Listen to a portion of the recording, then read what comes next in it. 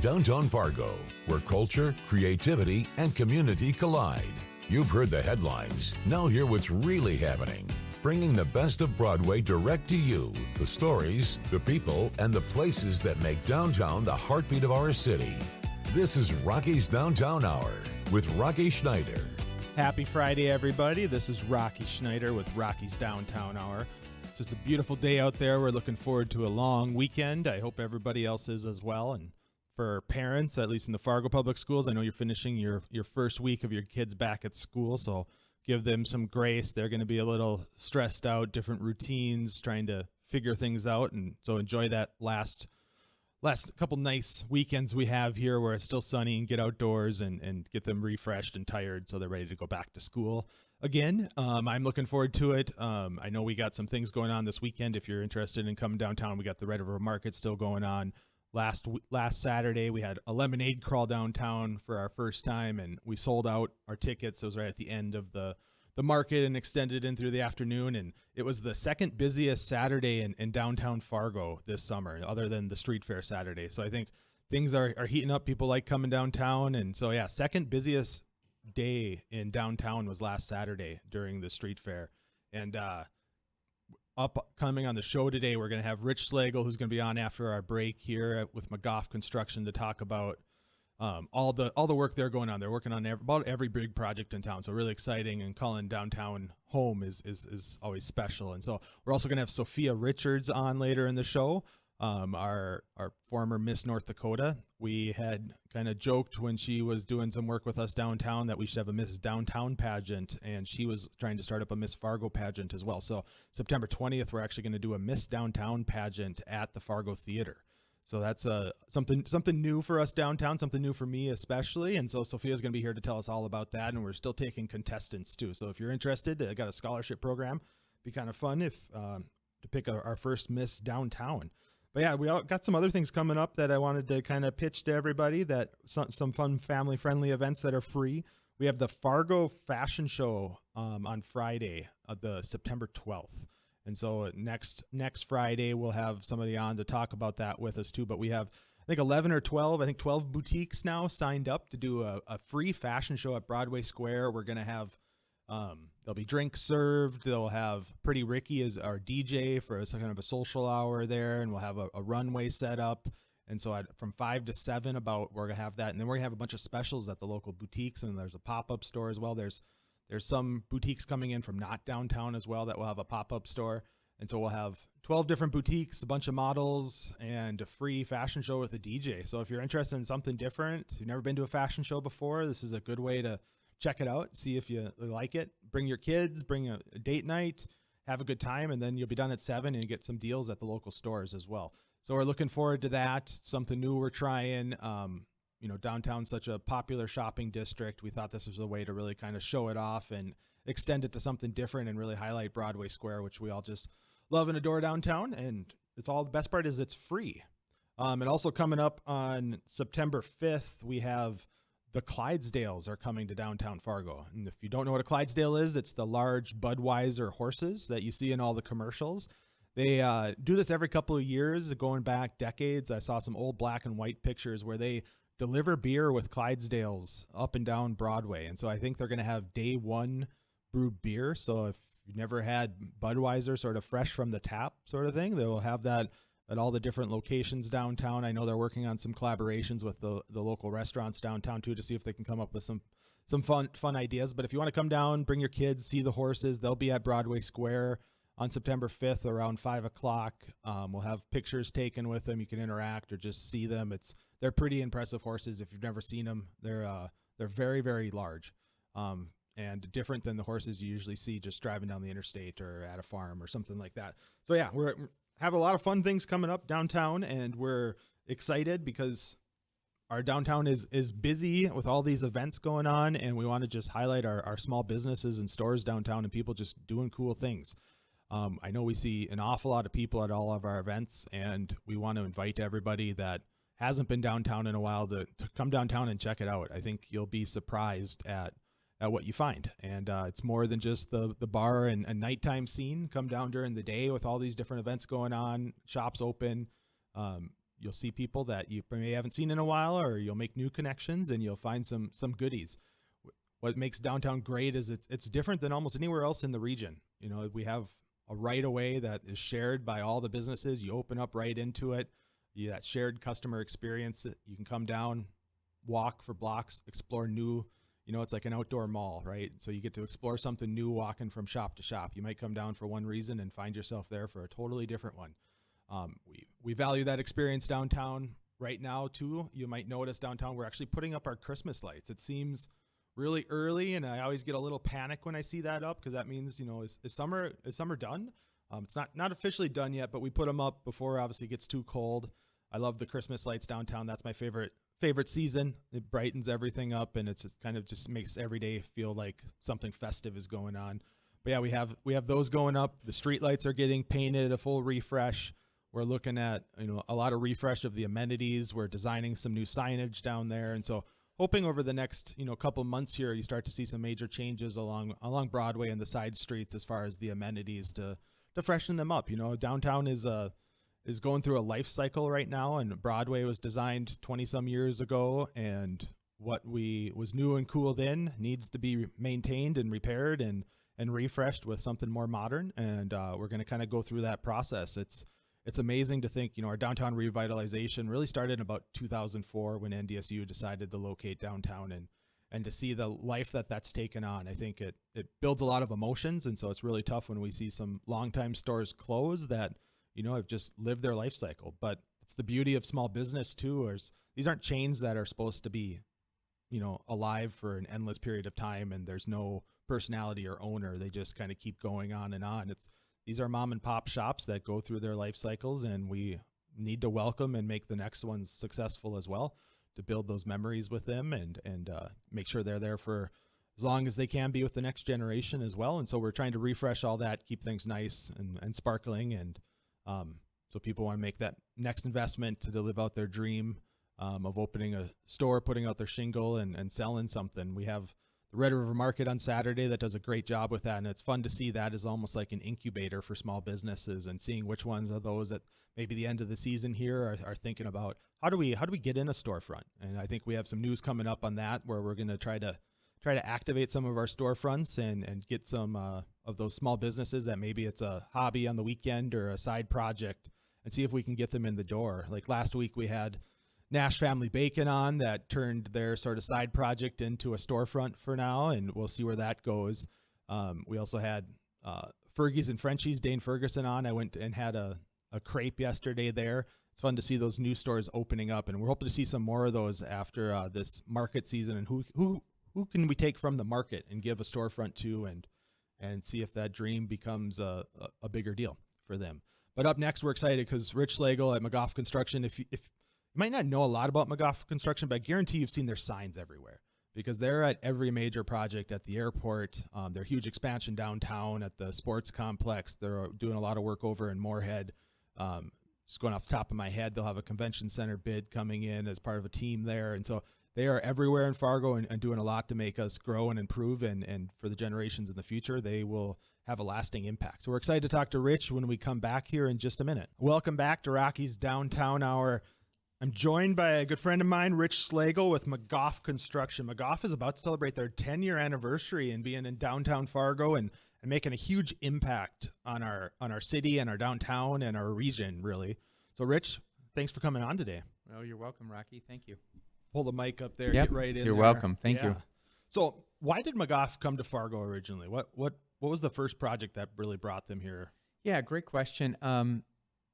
Back in that day, we were out of St. Paul, a family-owned business, 60-some years, doing major construction management, primarily what we call construction manager at risk, which is a very unique delivery method, which has really taken on in the last 10 years.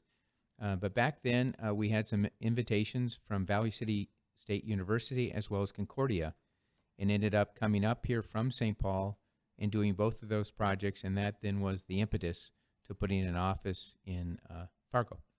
That's great. Yeah, and now you ask what projects have you been involved with, and it gets to be a pretty long list. Gosh, it absolutely is, and I want all of our listeners to hear this. We are so blessed. I was asked at the grand opening of the Hector parking garage, and the question was, are you doing all the projects in the area? And the obviously answer is no, we're not. But we are doing the majority of them. And right now, today, and I say this in a very grateful way, we are doing probably 23 to 24. We just won 2 in the last week, but 23 to 24 major projects in the region, all within the last 3 years. And literally, we are just counting our blessings. It has just been amazing. Yeah, of course, my favorite one, because I'm the summer administrator at Broadway Square, is our Block 9 project downtown. It just, I mean, it's changed the skyline, right, of Fargo forever. Yeah, that project, and I can even add a little flavor to that. I was working for TMI Hospitality at that point as director of development, and that was my project. And so way before McGough was even included, I was working with Mike and RDO and the teams to figure out what kind of hotel, what kind of building we were going to work with, working with SOM out of Chicago. But that project, especially with the leadership of Kilborn Group, has just, to your point, Rocky, changed downtown. It's just amazing what you see down there at the activity level. Yeah, I mean, Broadway Square is there's no park like it in the city or region or state.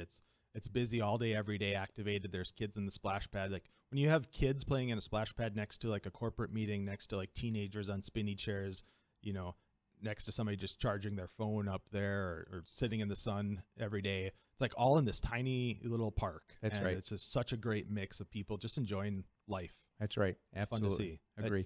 Whenever I get stressed out at work or something, you just go for a walk and you walk by a park and you see smiling faces and it's like everything changes, Well, and I even give you another perspective. We had a picture taken at the Loretta building up on the 3rd floor or 4th floor with the patio. And at that time, 10 years ago, our team consisted of, I think, 12 people. We just took a picture last year in the fall, and I think our number was 48. Oh, wow. And we now have almost 90 people working out of our office in Fargo, and we'll talk about that, but 90-some people, and then about 140 who would call the east side of North Dakota their place of business. Yeah, so, I mean, the building you're in now that you're expanding into, you can talk about that, but that's the transformation of First Avenue from a one-way into a two-way. I think driving now into downtown from, University or 10th Street down that road is like my favorite drive into downtown, and that Cityscapes building right there that you're in is just amazing. Yeah, kudos to Mike Bollinger and Rick Barth and others. Moving down to the corner office, which I think used to be inhabited by Co-Schedule.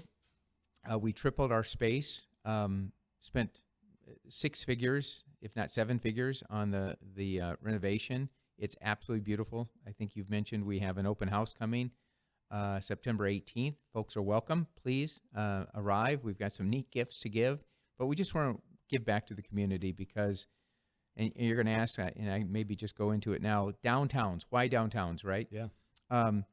Our corporate office is not in downtown, and our founders, still run by the McGough family out of St. Paul, would love to be downtown. And every single office, and we now have 14 offices across the country, are all in downtowns because we believe there's a legacy to downtowns. And it's like, how can we help honor the legacy, but then talk about the future? And so every McGough office is in a downtown location, which is super cool. Yeah, so let's build on that because you guys are part of a presentation later today about the convention center. There's 9 proposals or something like that.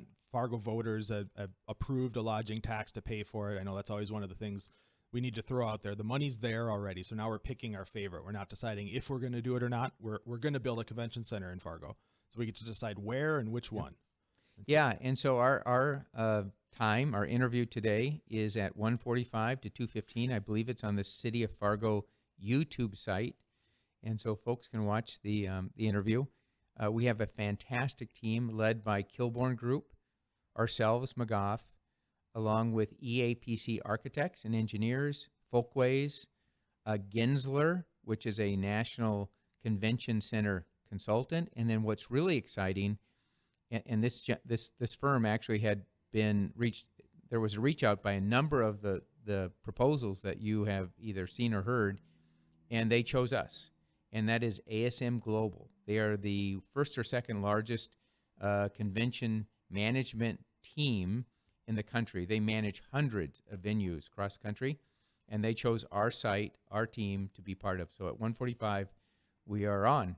So could you give us a preview? Where are you looking at in downtown, and what's it absolutely. look like? So this is a continuation of a long legacy of citizen and community and city-led efforts in downtown. So if you can imagine where City Hall is now and where the library is, that green space to the north of the library, we call that the quad or the district. And then that parking lot that is directly south of the City Hall, that is going to be the spot that we put a convention center on. And then we tie it in with Skyway to both City Hall and to the convention center. And we also have hotels. The Radisson Blu will be the central hotel that plays into this. But we also have the Jasper as well as Hotel Donaldson. And then, just so you know, not that it plays into the lodging tax, but on the Moorhead side, there is talk of I think it's a Hilton flag that's going to go just immediately north of the project that we're doing right now with the community center and library. So we're going to have 3 or 4 major hotels. Oh, I should actually add one thing. So Radisson Blu, which is managed by Kelly and his team, they are looking to do a Marriott flag on the top 5 floors of the Radisson. So you'll have 2 hotels within 300 feet of this convention center. And we're really excited. Because quite honestly, if you think about most cities around our region, the Civic Center or the Convention Center are all in a downtown setting. The last thing I would add is we are leaving it up to the powers to be as to what they want to do with the Civic Center. We would love to keep it and utilize it if that makes sense. If, on the other hand, it doesn't, that could be an area for future growth and expansion. And just so, you may not know this either, but there is another, they're looking at like a 30-some room hotel on Broadway, yes. a boutique hotel that, they're waiting to make that investment on, on a bunch of different things. But what we're trying to do with a convention center, I think what we should be looking at as a community is how does it spur additional tax base, right? We don't want to put it somewhere where it's already fully developed necessarily, where you're not going to spur anything else. But, downtown sort of being the front door to the community, that's what everybody's going to see and come there. And I always, I told the mayor this several times, but when I think about, the hundreds of conferences I've been to probably now through work or personal stuff, is when I think about my favorite ones, it's ones where you can walk out the door and find a new restaurant that you've never heard of before, and see something new, see culture, whatever it is. And if you have to take a $40 taxi ride somewhere or, an Uber ride somewhere, that gets, you lose the memory. Without a doubt. And I think I know what you're talking about. And just so you know, we are actually following along with the great work that the Kilburn Group has done, and we will finish that FMCT theater just to the west of, I think, what you're talking about. And that is absolutely important because literally within a few blocks area, we're going to have hundreds and hundreds of hotel rooms for these conventioneers. And then to that point of the amenities, the number of restaurants of all varying types that are within just a 5 to 10 minute walk of this convention center, if we are successful, there's nothing like it in the area, no matter who you're, looking at as a proposal. Yeah, that's right. With taxpayers, approving this, I think most of it's not on local taxpayers. It's on our, lodging tax, so people visiting here. But it's a public funded thing, and so I think we want to look at it. Where do we get the best bang for our buck as a public entity too? That's right. And so hopefully it's a good presentation. You said what time is that? That's 1:45 to 2:15. 1:45 today. And if you haven't been on City of Fargo's YouTube, it's pretty impressive. You don't have to watch it live. You can go watch it anytime, and they have all the city commission meetings and committee meetings on there. And so yeah, check it out. I don't know who's all presenting in there, but I know I watched 3 of the presenters last week or when they had it. And so over a couple weeks here, you're going to see all of the presentations. And so if you want to weigh in, here's your chance as a community to take a look and weigh in and tell people why, the city commission's the ultimate deciders. Tell them why that should be one way or what you prioritize. But otherwise, we're going to have to go to a break here. But Rich, I want to thank you for coming on. Thank McGough for all it does Absolutely. For downtown. And we're excited to see you at your opening house coming up here on September 18th. Sounds good. Thanks you, Rocky. But welcome back to Rocky's Downtown Hour. I'm joined by Sophia Richards, Thank you for joining us today. I'm so excited because we get to talk about the first ever Miss Downtown pageant. I am so excited. I am practically hopping out of my spinning chair. I'm that excited. So I always tell people that, you are a big fan of downtown, and so you've done a lot to help us promote downtown over the last 2 years I've been at this job, and you obviously became Miss North Dakota and had your own celebrity stature rise up, which is great. So kind of passing that on. But at one point you said, you're a Miss West Fargo. Yep. Which is whatever, that's fine. Oh, yeah. It's yeah. not we love not our as friends cool. in West Fargo, but my heart's truly with downtown. So yeah, you had said that you wanted to start a Miss Fargo pageant. And I think I half joked because I do that often where I said, we should have a Miss Downtown. And you're like, came back to me and you're like, were you serious about that? And so now we do. I know. I think you and I joke so much that we do have to check in and be like, were you serious about that? Yeah. But yeah, I think from making a silly joke about having a Miss Downtown Fargo to, a one young woman being crowned Miss Downtown Fargo next month is so fun. I'm so excited for the competition. It's going to be on September 20th at the historic downtown Fargo Theatre, and I'm just so excited. So what does this entail? If you are out there going, I've seen pageants on TV or something. If you want to be a contestant, what's that look like? Okay, so we will have girls ages from 14 to 18 in our teen division, and then ages 18 to 28 in our Miss division. So they will compete in evening gown, onstage question, interview, talent, and activewear. And then they will also do a private interview with our judges, which is really important, I think, because our judges truly get to know these young women and see who they are, on the inside, how involved they are in their community, what they're passionate about, all these things that make these young women who they are. They really get to know their hearts, in my opinion. So they'll have about 10 minutes to sit down with the judges. And then at 4 p.m. on September 20th at the downtown Fargo Theatre, we will have our show where they'll compete in all of our onstage competition. So what type of, I always like the talent portion. I always think that's funny because everyone's got, I asked all my coworkers, what are your talents? And one said rollerblading. And I'm like, I don't know if that works on stage or not, but it's what type of talents are we expecting? Is it everything, all of the above? And that's what's so unique about it is, everyone's so different and everyone is talented in different ways. There actually was a roller skater at Miss America last year, Miss Nebraska. That was her talent. And people will do monologues. They'll, perform parts of a play. They will dance. They'll sing. They will, write a poem on their own and deliver that. They will do speed painting. I had a couple doing acrobatics at Miss America. So anything that you're passionate about, you can find some way to translate that to be an onstage performance, in my opinion. No, that's cool. And so ultimately there's a scholarship that goes with this. That's the prize. Yes. And a sash. Yeah, absolutely. We get the, the sparkly crown, the sash, the opportunity to serve. But I think something that really draws a lot of young women to the Miss North Dakota Scholarship Organization and Miss Fargo is those scholarship dollars. So we will be giving out 3 scholarships to our lucky ladies who are going to walk away with the titles of Miss Fargo, Miss Downtown Fargo, and Miss Cass County. We're so excited. And then another really great thing about that is that they get to punch their ticket for the Miss North Dakota Scholarship Competition, and that will be next June in Williston. And each contestant at that pageant will actually walk away with a $1,000 scholarship minimum. I was Miss North Dakota 2024, and I've earned, I think, almost $20,000 worth of scholarships just from competing at Miss North Dakota over the years, and it's really impactful. Yeah, no, that's a lot of money. Yeah. And what are you doing with it? Yes, so I graduated from North Dakota State University with my undergrad in strategic communications in 2023. And then last May, I signed up for grad classes at the University of North Dakota.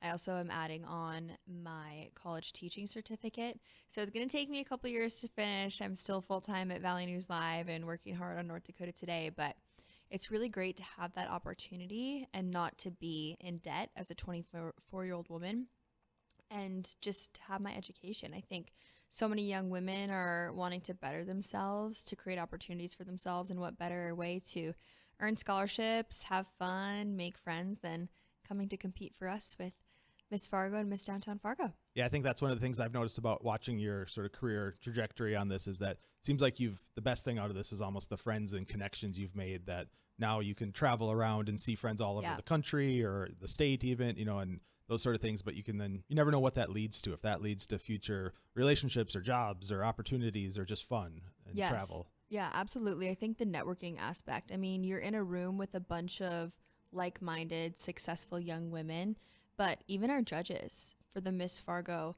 competition, we have a wonderful panel. And how great for, a 15-year-old girl competing in our teen division to be able to sit down with area professionals and have those, adult conversations.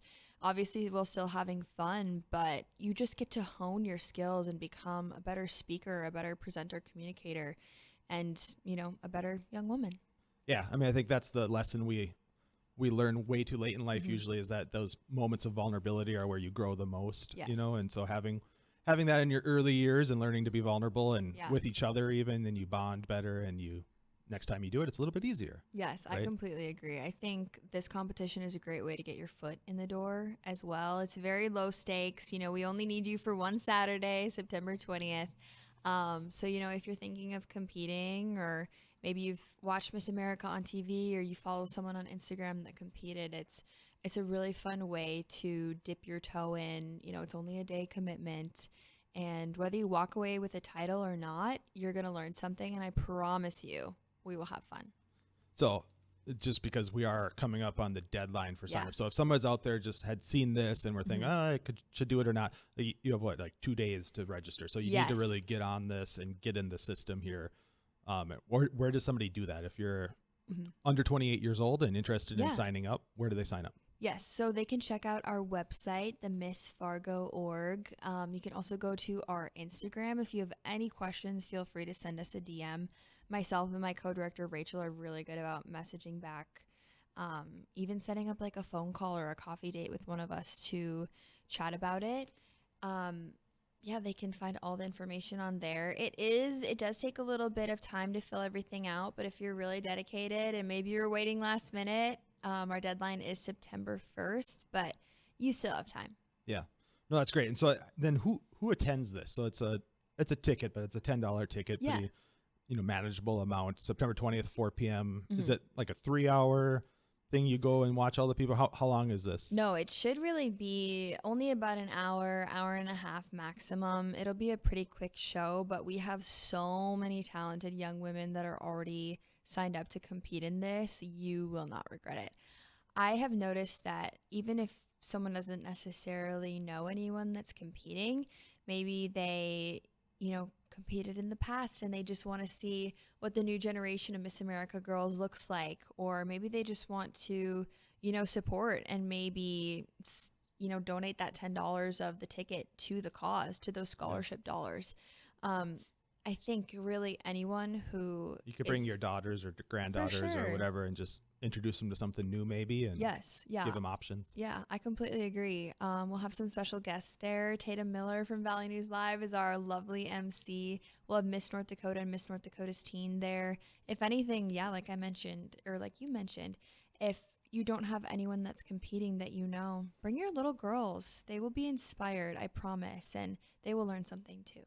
And so is there you can come from anywhere, right? So you could be a farm girl, you could be a theater girl, you could be, an athlete, you could be anything. And there's not like a trajectory that comes from a certain path. You don't have to have been in pageants before or anything like that. It's trying it out. Yes, absolutely. Our current Miss America, Abby Stockard, she's from Alabama. I believe she only started getting involved with pageants when she was 20, 21. And she's still actually a full-time college student. She was just looking to get involved to alleviate some of that financial burden of being in college. It's expensive, right? Yep. We all know that. But you don't have to be, on toddlers and tiaras or growing up with pageants to be successful. I think that it's just a really great opportunity to put yourself out there. And we welcome anyone. There really isn't a perfect pageant girl. I think that's such a stereotype, and that's not who competes. It's real women who have real goals and ambitions and are just looking to better themselves in their communities. So September 20th, we're going to have the first ever Miss Downtown, but also the Miss Fargo and Miss Cass County pageant Yes. at the Fargo Theatre, which is turning 100. So come and enjoy Yeah. the 100-year-old theater and everything that downtown has to offer that goes along with it. And we're excited. I'm glad you brought this idea sort of to us. Yeah. And then, it came into reality. And I'm excited to see what the next year brings with having a Miss Downtown to represent us at different Yes. things. And I think they could go on to do great things. Hopefully they win Miss America, and then think all the attention I we know. get. I know. It'd be so fun. We'll have to be, a regular guest on We'll our work on radio that. show then. Yeah, That'd be for sure. perfect. Yes. Well, thank you for joining us, and we'll have you back on again soon. And when we come back, we'll talk about some other things going on downtown. Welcome back. This is Rocky Schneider with Rocky's Downtown Hour. Just finishing up our last segment here before we get to enjoy the long, beautiful weekend ahead of us. And I know I'm looking forward to having a long weekend. Hope you all get a long weekend too and get Monday off and are planning something fun. I know I talked about it earlier, but Fargo schools just finished their first week, and so kids are going to be rambunctious. I always try to wear them out on these first weekends to make sure they're ready to go back to school and hopefully behave and learn something. I know these first couple days they probably don't learn anything other than the routine and their locker combinations or something like that, but take them out to do something. We have a bunch going on downtown. There's the farmers market tomorrow, which is always a fun, easy, free event to bring people to see other people socializing. And usually people, if you don't have anything planned for the weekend, you can go to the farmers market and you'll end up with plans leaving that. Either you'll find something fun to do, find a restaurant to go to, or you'll meet somebody that you haven't seen in a while and they'll invite you over to a cookout or something. But a couple things I wanted to talk about that we're working on downtown for next week. We have a free concert. I've talked about these before, our free concerts at Broadway Square. We have somebody really special coming. His name's Mark Erelli. He's from Boston. He's a singer-songwriter. He's in a bunch of very well-known bands, and take a look up his music. I think you'll find pretty likable by every genre, but he's kind of, that Americana folk, just really enjoyable, family-friendly. But also, I think if you're a college student back in town and looking for something fun and free to do, I would come downtown, take a look at that. We have an opener at 6:30. Sperlin, the music is at 6:30. He does a great job. He's a local act. And then Mark Erelli takes the stage at 7:30 for about an hour or so. And just come down, bring a lawn chair, sit at Broadway Square, bring something to eat with you, bring a date, bring a family, whatever you want to do. Come by yourself even. We're going to have a great time at this concert on Wednesday night. If you're looking for something to do, I know Wednesdays are mostly open for people, and so we're excited about that coming next week. And we also have the Clydesdales on Friday next week. Kind of a fun opportunity to see, the famous Budweiser Clydesdales clomping through downtown. I call it like the one float parade, but it's going to be pretty cool. And then they're going to be at Broadway Square afterwards to take pictures with families and just to kind of experience these kind of magnificent animals that rarely come through town. And so we're excited for that. We're also working. You'll see a number of things going on in downtown right now, trying to refresh. Downtown's going through its life cycle. Broadway was designed a couple decades ago. There's been some discussion on new signage and benches and everything else in downtown, and I wanted to give a quick update on that. You'll see downtown right now, they are preparing all the streetlights. They are getting pretty worn, chipped from, animals going to the bathroom, from salt in the winter to just wear and tear. So they're all getting repainted over here over the next week or two. And I think you'll see all that freshening up, and it'll just look a lot brighter down there. We're also going to work at maintaining some of the benches on Broadway. I was going through this process, and I think we have something like 49 of those two-seater benches downtown. There's an awful lot of them. They've been there for a couple decades. Development's changed. Broadway Square has been built. And so we're looking at, what can we do with that limited amenity space now that we have Broadway Square? Do we need a bench on the corner next to Broadway Square? Probably not. It's probably overkill with the amount of benches we have there, because there's other areas of downtown that don't have benches, don't have any public seating. And so we've looked at a number of places to relocate some of the benches too. We're looking at relocating, 10 to 20% of the benches that, are too consolidated next to Broadway Square. I think this easily gets misconstrued into like eliminating benches or eliminating public seating. It's like, well, I dare you to come downtown and take a look. There's plenty of public seating. There's over 50 benches when you count all of them. And then Broadway Square has more seating than all the benches combined. And so we're looking at freshening those up. We'll probably take them in and do some maintenance and painting and then relocate them and use that space. Then is what I'm really excited about. It's one of my passions when I started at this role downtown is I really want pedestrian signage that works. We talk a lot about parking. We have pedestrian signage that can point to where the parking ramps are, have a map, have contact information, where are the murals downtown, where's the library, where's City Hall, kind of these public spaces, where are the museums, things you'll see in almost every major downtown that helps that pedestrian flow of traffic. We want them to be interactive. People can walk up to them, use them, so they're actually a benefit. And right now in our sidewalks, they're limited space. And so when you have benches and a garbage can and a recycling can and a smoking butt thing, all right in that same space, it gets pretty congested there at times. And I want a sign that people can walk up to and interact with on both sides. If you're in a wheelchair or standing or walking or have a cane or whatever, I want you to be able to walk up and feel comfortable interacting with these signs so that we can help the flow, the wayfinding in downtown. I think that's so important to figure out now that our downtown is more than just Broadway too. I'm hoping to, connect these with the 2 different NDSU campuses downtown, connect it with Island Park or the river trails. One of the questions that just baffled me I got last summer was, hey, somebody was staying at the Jasper and they're like, where can I go for a run around here? Is there anywhere? I'm like, yeah, we have an amazing river trail system like a couple blocks away, but we have no signs pointing to them, no signs at the trail system, that you'd expect a map, or how far is it to Lindenwood, or how far is it to Slagle. And we don't have those type of typical things. So working with the Park District and others, let's upgrade our signage, figure out how we can get people to see all the cool things there is downtown and liven up areas other than just right on Broadway.